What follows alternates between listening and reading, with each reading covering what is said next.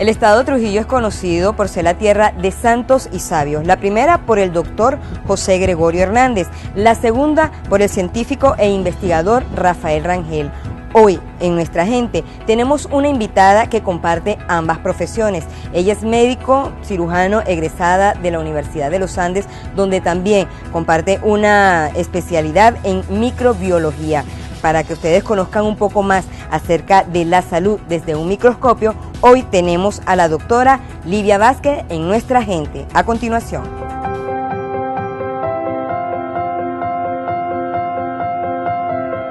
Bueno, y tal como se los había anunciado, pues hoy tenemos la oportunidad de ver la salud desde un punto de vista bien particular. Para ello hemos invitado a una de las 4 microbiólogas del estado Trujillo, a la doctora Livia Vázquez, que nos va a enseñar a ver la salud desde un microscopio. Pero antes quiero que ella nos explique, esto por supuesto a la audiencia, de qué trata la microbiología y cuál es la función de un médico microbiólogo específicamente. Ok, te explico. Mira, la microbiología es la ciencia médica que estudia los agentes infecciosos que pueden ser virus, bacterias, hongos y parásitos que en un momento dado pueden dar una enfermedad infecciosa, valga la redundancia.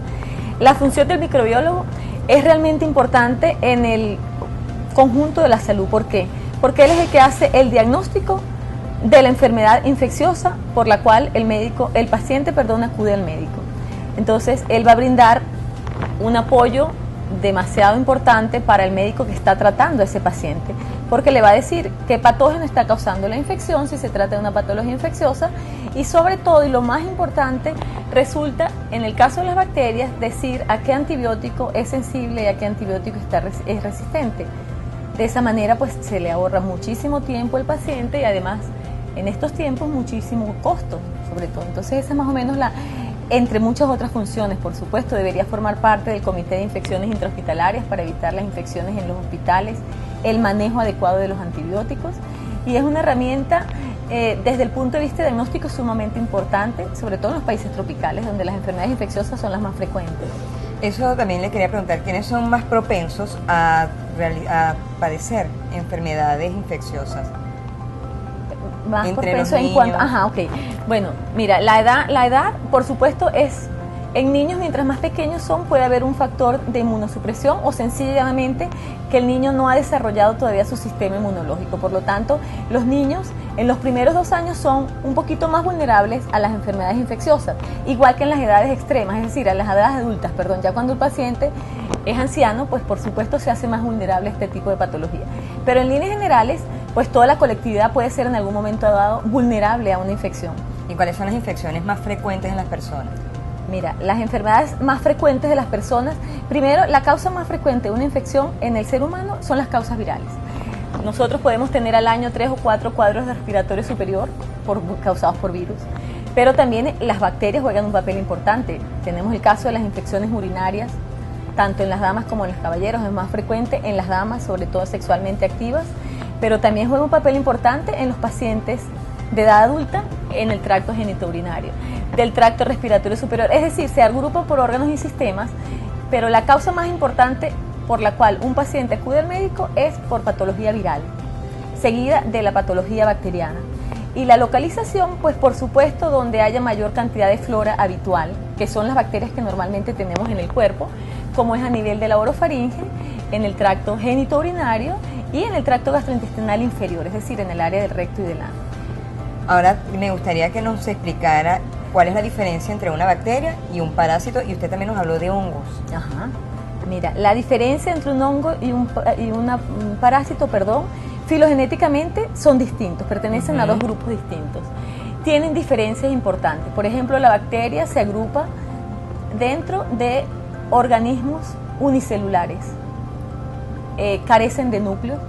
Los parásitos tenemos también unicelulares, pero también hay multicelulares como son los gusanos o los vermes, es decir, los helmintos que están en el intestino. Entonces, esa sería una diferencia importante. Por otra parte, el tratamiento es totalmente distinto. Las bacterias sabemos que responden en su mayoría a antibióticos, los parásitos antiparasitarios. Tenemos desde el punto de vista de las bacterias, pues afectando cualquier parte del organismo. Los parásitos están más concentrados al tracto gastrointestinal, que son las parasitosis intestinales, pero también existe otro grupo de parásitos que se denominan protozoarios porque tienen una sola célula que pueden estar en sangre, y entre esas tenemos importantes para el estado de Trujillo como es la leishmania, el paludismo, la malaria y la enfermedad de Chagas. Entonces son dos grupos distintos que afectan al ser humano, por supuesto las bacterias con mayor frecuencia, y tienen sus diferencias realmente desde el punto de vista filogenético, desde el punto de vista de coloración, desde el punto de vista de estructura y desde el punto de vista de tratamiento. Son distintos. Ahora bien, ya sabemos cuáles son los parásitos, en dónde están ubicados en nuestro cuerpo. ¿Cuál es el tratamiento más efectivo al ser humano para pues poder luchar con estas enfermedades infecciosas? Ok, mira, existen muchos tratamientos, pero debemos empezar por lo más importante, que es la prevención, ¿sabes? Y nosotros podemos evitar la aparición de las enfermedades infecciosas con medidas universales. Por ejemplo, es algo importantísimo el aumentar o mejorar el hábito de limpieza, específicamente el lavado de las manos. Solamente con el hecho de lavarnos las manos con frecuencia estaríamos haciendo una gran labor. Es importante acostumbrar a los niños que después de ir al baño tienen que lavarse las manos, que antes de sentarse a la mesa tienen que lavarse las manos, que al momento de llegar a sus hogares, ya sea del colegio o de cualquier otra cosa que estén haciendo fuera de su casa, se laven las manos, porque en las manos son el vehículo más importante para la transmisión de todos estos patógenos. Pero por supuesto existen enfermedades o ciertas condiciones donde pues se pudieran usar otras cosas. Por ejemplo, nosotros si vamos a ingerir vegetales o verduras en líneas generales, debiéramos lavar muy bien eso antes de usarlo. ¿Por qué? Porque ¿Con vinagre? Con vinagre, sí, con vinagre específicamente. O sea, yo lo puedo lavar con un vinagre, o sea, diluido, vinagre diluido, por supuesto, con agua, dejarlo sumergido un ratico. Antes, bueno, todavía no sé si las venden, pero vendían unas pastillas con cierta proporción de cloro, como si fuese un cloro, que no le cambiaba las características organolépticas a los alimentos, y también tiene un efecto bactericida y higiénico, pues para hacerlo mejor, más, o sea, que se puedan evitar las infecciones de ese tipo.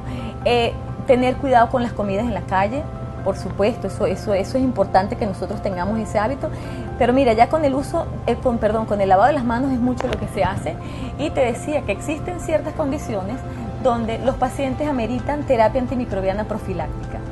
¿Por qué? Porque de esa manera, por ejemplo, si un paciente va a ir a la mesa operatoria, así no tenga ninguna infección, en ciertas ocasiones se justifica el uso de antibióticos, y de esa manera estamos preveniendo enfermedades infecciosas.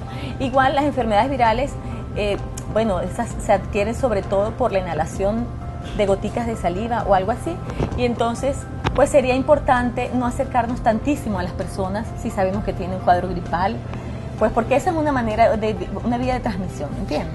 Una que sí me gustaría que nos explicara es la manera más sencilla a que se refiere cuando menciona los métodos de diagnóstico. Ok, te decía eso, que el microbiólogo tiene esa característica, o esa es una de las funciones, hacer el diagnóstico de las enfermedades infecciosas.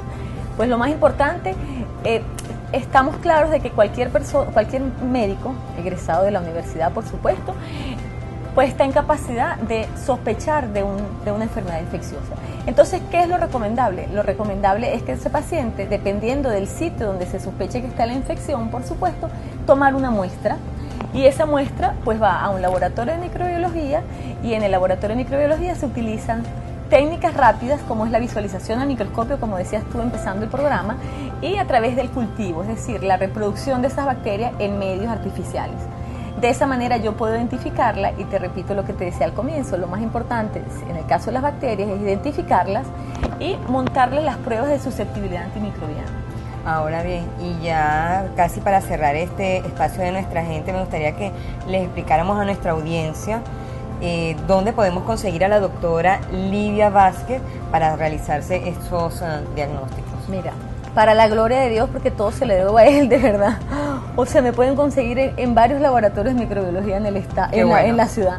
Trabajo en la María del Mira, y ojo, en todas partes trabajo con igual mística y con igual dedicación, porque las tres tengo un sentido de pertenencia muy grande para los tres laboratorios. Entonces trabajo en la María del Mira Araujo, en el laboratorio de microbiología, en el Centro Médico Docente Las Acacias y en la Clínica Los Ilustres. Bueno, ya lo saben, si necesitan un diagnóstico certero para esa posible infección que ustedes puedan estar padeciendo, pues ya saben dónde ubicar a la doctora Livia Vázquez, nuestra invitada en Nuestra Gente, que nos vino a hablar un poco de la salud vista desde un microscopio. Vamos a hacer la primera pausa del programa, pero al regreso tenemos mucho más para todos ustedes en Mercadeando.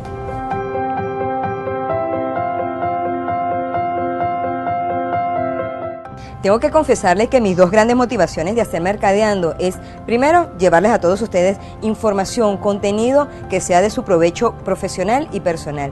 El segundo, conocer sus informaciones a través de las redes sociales que están a su disposición a través de facebook.com/Marianela Campos, en Twitter, @Nela Campos, al final con /S. Estamos ya en Instagram con @MercadeandoTV, y para que ustedes puedan compartir todo este material de las entrevistas, pueden hacerlo suscribiéndose a nuestro canal de YouTube Mercadeando TV. Vamos a una nueva pausa. Al regreso tenemos más para todos ustedes a través de la pantalla de TV Andes.